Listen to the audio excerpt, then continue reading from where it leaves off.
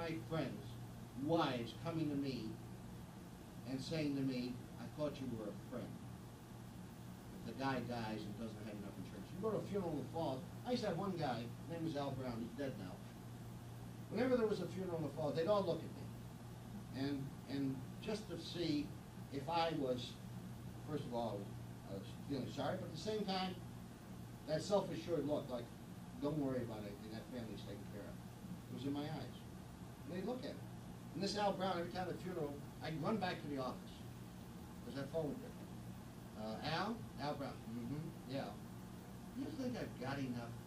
This would be after every funeral. And my secretary said, Al Brown again, Al Brown again. Al Brown had 16 policies. He only died too soon, that's all. Because there were more funerals after. Every time there was a funeral, he bought a policy.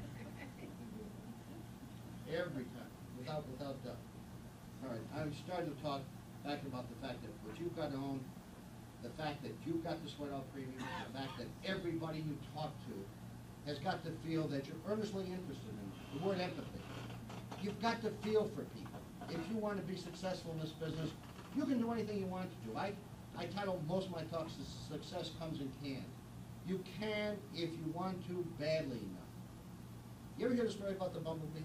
You know, the bumblebee is aerodynamically unsound. But the dumb son of a bitch doesn't even know it, so he flies anyway. He who thinks he can. Whatever you want out of life, whatever you make your career, what you say to yourself in the mirror each and every morning is you. What do I want? Look, I wanted to send my kids to private school. I remember I wanted a Mercedes, so I bought a Mercedes. I want to go to Africa, I want to go to Europe, I want to do these things. Well, you want, it's fine. You gotta have it. I remember one time I came home and I think it was August, and I said to Eileen, she grew up a little bit 30 years. I said to her, got the millionaire. She said, let me tell you something, big shot. She says, with the price of lettuce, you can go to the $1 million round table, but you can't set the minimum price. So she said, we need $2 million, not $1 million. My wife has a subtle way of wanting things without telling. I said, honey, I'd like to get you a mink coat. I don't want a mink coat. I don't want a mink coat. You don't want a fur coat? Well, I don't want a mink. I'd like to save it. Oh, dumb she is. Most of my clients, 99% of them that I talk to, from building lives and lives and lives, weeded out the ones that, you know, I can't do business with anymore or want to do business because they're in a rut and they can't buy. But the ones that I've worked with, I have worked on the will approach with 99% of them. For instance, if I came in to see you, Ralph, and I hadn't met you before, I don't come in, gee, I got a great idea for you, Ralph. I want to talk to you about a life insurance policy. So, Ralph, I've got some ideas I want to go over with you. But first of all, let me ask you a question. Are you set up for the marital reduction in your will? And there's usually a rare silence about, well, we're going to get our will straightened out. You mean you don't have a will yet? You got these 2 kids here. Yeah, that's why I want to get this will straightened out. Says, look, Ralph, you and your wife, you're off for a drive around beautiful Providence. You're going to Newport, and you both get cream. And there's debt. Now you got 2 kids. Tell me something, Ralph. What happens to those kids? Well, my brother will take it. Who said so? Who said so? I imagine your laws are the same as ours. They go to probate court. The probate judge says, I will now hear the petition for the guardianship of these children. It might be your sister that you don't like, or because you don't like your brother-in-law. And the judge, who doesn't know your family, says, okay, you take care of these kids. We'll give you all these monies, you take care of the kids. Is that the way you want it, Ralph? No, that isn't the way you want it. Now he's listening to me and saying, hey, he's a different kind of insurance man. Talking about a will, guardianship, common disaster. I said, Ralph, let's make it worse than that. You've got wonderful parents. She's got your in-laws. Well, okay. But let me tell you something. We go to Newport, we got the kids in the back of the car. We all get cream. All 4 of us. But my wife, she's the hardiest of them all. She lives for 3 more months. Tell me, Ralph, what happens to all your life insurance, your estate, everything? Where's it going? Well, I suppose it's divided like all goes to hurt people. Your in-laws, your favorites. What are you talking about? All those premiums I paid for insurance, all this? That's right, Ralph. You need a will. You need a will. Your clients need a will. You're doing the greatest job in the world by recommending them to attorneys. Call the attorney. I say, Arnie, got a client, needs a will. I'm going to send him up to you. I know that you can't call him, but I'm going to have him call you. I'm going to make the appointment. I'm setting it up. I do these. I have 72 attorneys as clients. They all range from just apprentice lawyers to judges. And most of them were given $1 book. You know, that business agreement law book that you give away for $1 to so-and-so from Katz. So that cost me $1.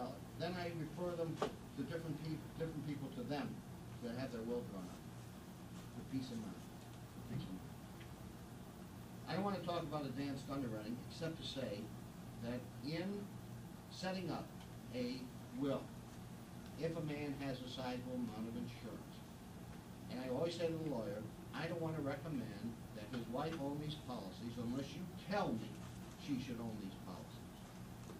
Because there's a place and time for everything, and have the lawyer, and I never have the lawyer in first, by the way. I'll sell the guy $500,000, then I'll call his lawyer, and I say, Dick, oh yeah, how you doing, Larry? Well, I wanted to tell you this, Dick. He just bought $500,000. He bought it already? I says, yeah, Dick. You know what you got to do now? This is what you got to do. Nice talking to you, Dick. Bang. I'm not going to call up Dick and say, hey, Dick, what do you think? Larry needs $500,000? No way, no way. Dick owns $150,000. Didn't know about $500,000. Larry needed $500,000. I don't want that lawyer in there first. I want the lawyer, anybody else, after 2 years. Or 13 months. 13 months. Never comes sooner.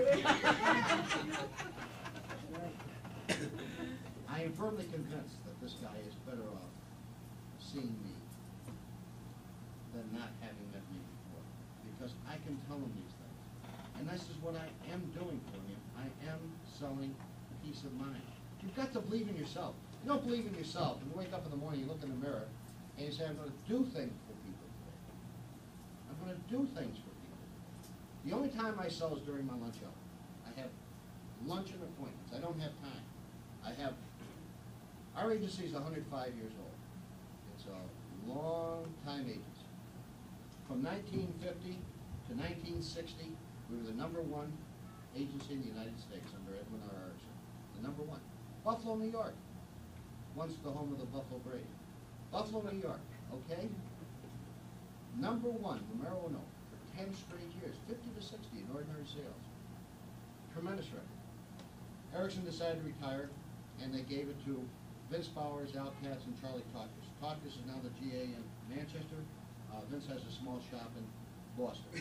He never was anything. But the three of us were partners. We immediately took it into 10th place. We drove it from 1 to 10 in less than a year's time. Then we decided to go to Taucus. Guy Foster was in Manchester, New Hampshire, and we sold Charlie on a trading block through Charlie Finley to Manchester, New Hampshire, and Vince and I drove it to 15th place. Easy. Now I got rid of Vince, I'm coming down again. Vince and I were partners for some time, but just to give you a background on the agency for a minute. Vince is general agent in Boston, Charlie's general agent in Manchester. Walt Wormy came out of the Buffalo agency. We don't take credit for it, but Walt Wormy, some of you know who Walt Wormy was. He was senior vice president in charge of general agencies before Scully came in. Paul Cruiser, who some of you have met, who's a field VP, came from the Buffalo agency. Larry Reister, general agent in Highland, Indiana, is from Buffalo. Fran Uriel, South Bend, Indiana, from Buffalo. Sam Katz, general agent in Beverly Hills, CLU, is from Buffalo. Vince Medici, who had the Worcester general agency before Pat DeFrancisco came in, was from Buffalo. We've had a long line of good people coming out. It's been a solid operation. That is until 1960. But it is a strong agency with a lot of life insurance in force, $6 million of debit, which is a large amount of premium income coming into one agency. But in order to handle something like that, it's just wonderful. All you need is 14 girls to handle. Think of that payroll sometimes. I'm ready to give it up. But anyway, there's 14 gals. We have 35 full-time men in the office. 7 of them, 8 of them now are MDRT. I insist on 2 things. I want MDRT after the first year. I want CLU for everybody. They go into the modular training. They go into LUTC, Part 2, and then they go right into CLU training. I don't want to be a CLU. I'm just going to buy those guys. I want CLUs all around. And they're all going to be CLUs, and they're all going to be MDRT. My supervisors have to do personal production. 4 of my supervisors are MDRT people. And you say, well, how can they give time to my people? My people turn in plan sheets every single Monday. My supervisor turn in plan sheets. My supervisor has to give 4 hours of appointment time to my new people. He has to be with them in the field. My man then writes an independent report. My supervisor hands in an independent report of those 4 hours. And they've got to be done at a different time. I don't want them coordinating their efforts to get, oh, there was a marvelous interview and so forth, marvelous day, so on. I got to know if my supervisor's drunk, I got to know if my agent's drunk. There's no rapport there, and they can't talk about each other. I don't need a supervisor agent. Those plan sheets have to show me defensive and offensive time. I don't know how many of you read the book Critical Path to Success by Frank Sullivan, but Frank Sullivan was a guy who said that he lists his defensive time first. Green and red. I do the same thing every single week. On your defensive time and your red time, I'm going to play handball, I'm going to play golf, I've got to go to this meeting, I've got to go here. That's all my defense. Nothing to do with selling. Okay? Unless I got some prospect coming out from the golf course, and I figure that's really offensive time. So my plan sheet is filled out on this basis. My selling time is my offensive time. If I don't have enough offensive time, I'm not going to have $1.5 million by May 1st. No way. No way. Because I'm traveling too much, and I'm going to meetings, and I'm doing this, and I'm doing that. And I've got to give time to my people, and I've got to run meetings. I'm leaving here tonight. I got Bob Fantelli from the Home Office coming in on Du Bois training for 2 days. I'm having a semi-annual meeting July 6th with Hank Ingram and Don Drain coming in Section 79 for a whole day on July 6th. But all these things are blocked out. So I've got to know what I'm going to do in the meantime. I've got to plan for everything. Your prospect and your insured has to do the same thing that you do. You're not selling a policy, you are selling a plan. A plan for peace of mind, a plan for that family to follow. Doesn't a guy feel good when he has an audit, got all his policies, he signed a receipt of authorization for you to communicate with his, all the other companies? I had a young intern come in last Friday for lunch. Wrote me a letter, Joe, I'm leaving Boston. On my way through Buffalo to UCLA. I have to spend a year in Buffalo. I want a little of your time. I want to go over my policies once again, see where I stand, et cetera, what I need, what I don't need. Richard came in the office. I have all his policies, everything. And he said, where do I stand now? What should I do? Nothing for you to do. He says, you know, and I didn't say this, he said this. He says, this is peace of mind. He says, knowing that you have control of everything, this is where I stand. I just showed him his folder, and everything is right up to date. Everything. And I know that I sent him to Wayne Winsbaum for his will, and that's all up to date. Just a load off his shoulders. And all his companies, prior to the time that I met him, everything from there, the analysis of every single policy has been thoroughly diagnosed in this audit of his. And it's a very simple audit, because when I get through explaining something to a client, I was talking to you about the policy delivery, and telling you what I had in there, I say to my client, you understand this? And Ralph says to me, yes, Al, you did a hell of a job. Thank you very much. I said, that isn't the job, Ralph. Explain it to me. I want to hear from him what he now thinks that he has through my services. Man, can that be misconstrued